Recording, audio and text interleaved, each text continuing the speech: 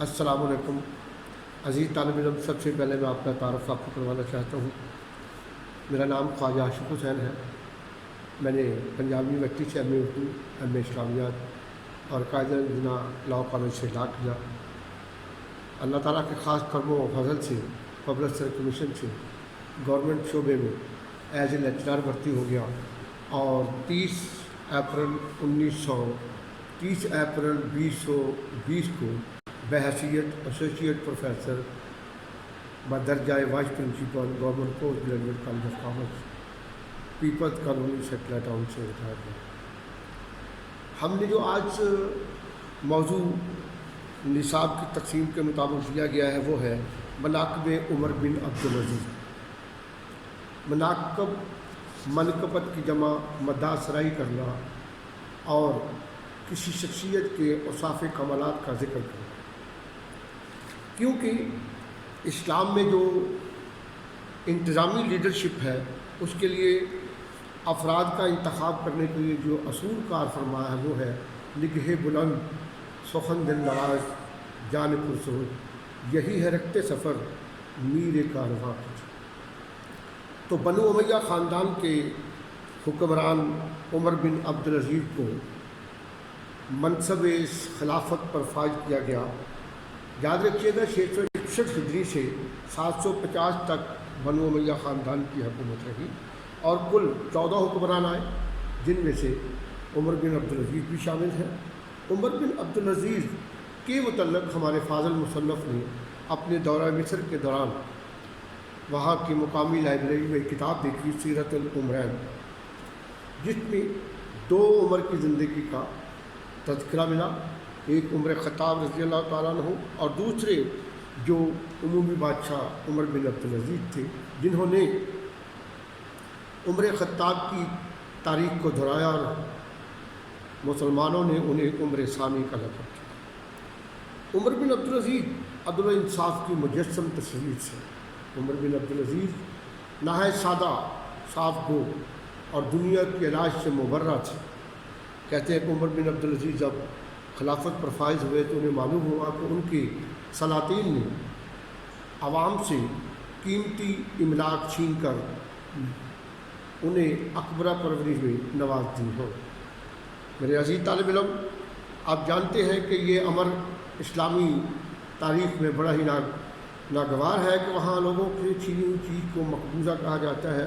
تو عمر بن عبدالعزیز نے ان مقبوضہ املاک کو واپس کرنے کا جب فیصلہ کیا تو خاندان کی طرف سے عمر جو رشتہ کا اعتبار سے عمر بن عبدالعزیز کی پھوپھی تھی تشریف لائی اور کہنے لگی کہ عمر ڈرو، یہ لوگ تمہارے خلاف ہو جائیں گے۔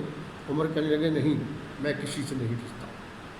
یہ حقیقت ہے کہ جو عدل و انصاف کا مجسم ہوتا ہے اسے کسی طور پر بھی کسی سے ڈرنے کی کوئی ضرورت نہیں ہوتی۔ تو ہم دیکھیں گے کہ یہ ہمارا جو سبق ہے یہ نظری اعتبار سے اس کی امتحانی اہمیت کیا ہے۔ اس میں سے 3 جو ہیں سوالات جو ہیں ہمارے امتحانی پرچے میں شامل ہوں گے۔ پہلا جو ہے وہ 15 نمبر کا ہوگا، سیاق و سباق، ایک اقتباس آئے گا، آپ نے حوالہ متن لکھنا ہے، اسی کا سیاق و سباق لکھنا ہے، پھر اس کی تشریح کرنی ہے، جیسا کہ سال اول میں آپ نے اس مشق کو دہرا چکے ہیں۔ حوالہ متن 2 معلومات پر مشتمل ہوگا، سبق عنوان اور مصنف کا نام، جبکہ سیاق و سباق اس مطلوبہ پیراگراف جس کی آپ تشریح کرنا چاہ رہے ہیں اس سے پہلے کیا بیان کیا گیا ہے اور اس کے بعد، اور آخر پر تشریح اس پیراگراف کے اندر جو اہم نکات ہوتے ہیں ان کو بیان کرنا ہوتا ہے۔ اسی طرح دوسرا سوال جو ہماری امتحانی نقطہ نظر سے منتخب ہوگا وہ ہے خلاصہ، اور وہ 10 نمبر کا ہوگا۔ 1 نمبر جو ہوگا وہ مصنف کے نام کا ہوگا اور 9 نمبر جو ہے خلاصے کے ہیں۔ عمومی طور پر درمیانے درجے کے 3 پیراگراف جو ہے خلاصے کے لکھے جاتے ہیں۔ خلاصے میں غیر ضروری بات نہیں لکھنی ہے، جو سب میں بیان کی گئی ہے اس کو آپ نے اپنے لفظوں میں لکھ لینا ہے، اور ایک سوال جو آپ کے معروضی پیپر کو منتقل ہو جائے گا وہ سوال ہے کہ ایک سوال کے 3 کثیر الجواب 4 کثیر الجواب ہوں گے، ان میں سے آپ نے ایک کا چناؤ کرنا ہے۔ ابھی میں نے آپ سے مخاطب ہوں، میں آپ کو بتا رہا تھا کہ اس کتاب جو سیرت عمرین جو ہے اس کے مصنف علامہ ابن جوزی تھے۔ علامہ ابن جوزی ہے بغداد میں پیدا ہوئے تھے اور قرآن کے پہلے مفسر تھے جنہوں نے 250 کتابیں لکھی، اور انہوں انہیں جوزی اس لیے کہا جاتا ہے کہ ان کے گھر میں اخروٹ کا درخت تھا، جس کا وجہ سے ان کا وجہ تصویر جو ہے علامہ ابن جوزی ہوا۔ علامہ ابن جوزی نے جو سب سے اہم بیان کی ہے بات عمر بن عبدالعزیز کی، وہ ہے جمہوریت اور آزادی رائے۔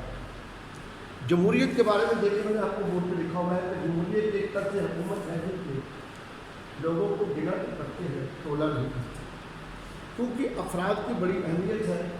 ہمارے مفکر پاکستان کہتے ہیں افراد کے ہاتھ میں اقوام کی تقدیر، ہر فرد ہے ملت کے مقدر کا ستارہ۔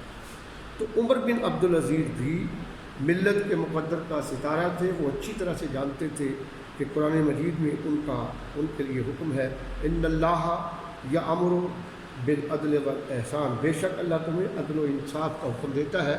تو میں اپنی بات جہاں چھوڑی تھی وہیں سے دوبارہ شروع کرنا چاہ رہا ہوں۔ جب انہوں نے مقبوضہ املاک واپس کرنے کا ارادہ کیا، خاندان والوں کی طرف سے ان کو متنبع کیا گیا، لیکن اس کے باوجود عمر بن عبدالعزیز نے نماز ظہر کے بعد اپنے بیٹے عبد المالک کے ساتھ مل کر وہ تمام مقبوضہ املاک جو یمن اور یمامہ میں تھی ان لوگوں کو واپس لوٹا دی۔ وہ عام طور پر یہود و نصارہ کے مہمان ہوا کرتے تھے، سرکاری لنگر کے وہ 1 دینار دے کر کھانا کھا لیا کرتے تھے۔ عمر بن عبدالعزیز کا جب وقت وصال ہوا تو ان کے بھائی ان کے عیادت کو آئے اور ان کو کہا کہ بھائی تم کوئی وصیت کرو۔ عمر بن عبدالعزیز کہتے ہیں میرے پاس کیا ہے میں کچھ وصیت کروں۔ چنانچہ عمر بن عبدالعزیز نے جب اپنے ترکے کا بتایا تو سب کا منہ کھلا رہ گیا۔ ان کے پاس صرف 17 دینار تھے۔ ان کے کفن دفن کے بعد 10 دینار ان کے ورثاء کو حوالے کر دیے۔ عمر بن عبدالعزیز کی 3 بیویاں تھیں اور 11 بچے تھے۔ عمر بن عبدالعزیز سے پہلے سلطنت امیہ کی کیا رواج تھی؟ ہشام بن مالک نے اپنی وفات پر 1 کروڑ 10 لاکھ کا ترکہ چھوڑا تھا، لیکن عمر بن عبدالعزیز ان میں سے نہیں تھی۔ جس جگہ کو انہوں نے اپنے مقبرے کی حیثیت سے انتخاب کیا تھا وہ ایک عیسائی کی ملکیت تھی، اور انہوں نے وہ 30 دینار قیمت دے کر اس کو اپنے لیے مختص کیا اور پھر اپنی قبر جو وہاں بنانے کا حکم دیا۔ عمر بن عبدالعزیز جب بھی عدالت میں فیصلہ کرنے لگتے تو اپنے دائیں بائیں 2 راست باز آدمیوں کو بٹھا دیتے جو ان کو غلط فیصلے پر نشاندہی کرتے۔ اس طرح وہ آزادی رائے کا اہتمام بھی رکھتے اور عدل و انصاف کے تقاضے جو ہے اسے بھی پورا کرتے۔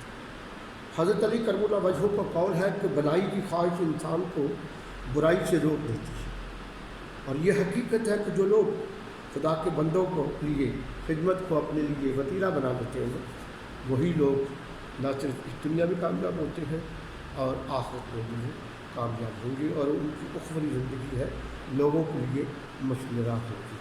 تو میں عزیز طالب علم اپنے سب کی تقسیم کے حوالے سے بتا رہا تھا کہ اس کے معلومی سوالات آپ کو کہ کافی مواد میں آپ کو بتا چکا ہوں۔ اب میں مثال دوں گا۔ اگر میں آپ سے یہ کہوں کہ حضرت عمر بن عبدالعزیز جو ہے انہوں نے کتنا ترکہ چھوڑا تو اس کے 4 جواب ہیں: 10 دینار، 15 دینار، 20 دینار، 40 دینار۔ ان میں سے جو جواب درست ہوگا آپ نے اس کو منتخب کرنا۔ امتحان میں وہ سرکل ہوتا ہے جو آپشن شیٹ پر ہوتا ہے، اس کو آپ فل کریں۔ اسی طرح عمر بن عبدالعزیز نے اپنے مقبرے کی زمین کس سے خریدی؟ وہ تھے عیسائی تھے، یہودی تھے، نصرانی تھے، مسلمان تھے، تو اس کا جواب ہوگا عیسائی۔ اسی طرح کی تیسری مثال بھی آپ لوگوں کے سامنے لانا چاہتا ہوں۔ عمر بن عبدالعزیز نے اپنے مزار کی جگہ کی کتنی قیمت ادا کی؟ 20 دینار، 30 دینار، 40 دینار، 50 دینار۔ اس کا جواب ہے 30 دینار۔ تو میرے عزیز طالب علم یہ ہمارے آج کے سبق کے 3 تقاضے ہیں جو امتحانی نقطہ نظر سے ہیں۔ ایک ہے اول سیاق و سباق ہے، دوم ہے اس کا خلاصہ، اور سوم ہے معروضی۔ اگر کسی کو کوئی سوال پوچھنا ہے۔ اچھا بھی عرفان بیٹا آپ کیا پوچھ رہے تھے؟ آپ پوچھ رہے تھے کہ عمر بن عبدالعزیز کے پاس کون آیا تھا وفد کی حیثیت سے؟ تو بیٹا عمر بن عبدالعزیز کے پاس ان کے خاندان سے عمر آئی تھی جو رشتے کے اعتبار سے ان کو پوچھی۔ ہاں بھائی امجد آپ بیٹا کیا پوچھ رہے ہیں؟ عمر بن عبدالعزیز نے کس وقت اپنی مقبوضہ املاک کو واپس کرنے کا اعلان کیا؟ تو میرے پیارے بچوں وہ ہے نماز ظہر کے بعد انہوں نے وہ لوگوں سے جو زمینیں چھینی ہوئی تھیں ان کے اصل مالکان کو واپس کر دی، اور جو اسناد تھی ملکیت کی ان کو کینچی کے ساتھ اتر دیا۔ ہاں بھائی مجید بیٹا، آپ کیا پوچھنا چاہ رہے ہیں؟ آپ پوچھنا چاہ رہے ہیں کہ عمر بن عبدالعزیز کھانا کن کے ہاتھ سے کھاتے تھے؟ بھائی عمر بن عبدالعزیز کا امتیاز یہ ہے کہ انہوں نے غیر مسلموں کے ساتھ حسن سلوک کیا۔ وہ اس روایت کو قائم رکھنے کے لیے یہود اور نصارہ جو تھے ان کے ہاں مہمان ہوتے تھے، اگر انہیں کسی سرکاری لنگر خانے سے کھانا کھانے کا موقع ملتا تو وہ عام مسلمانوں کے ساتھ مل کر کھانا کھاتے اور اپنے حصے کا 1 درہم قیمت جو ہے وہ ادا کرتے۔ That's all.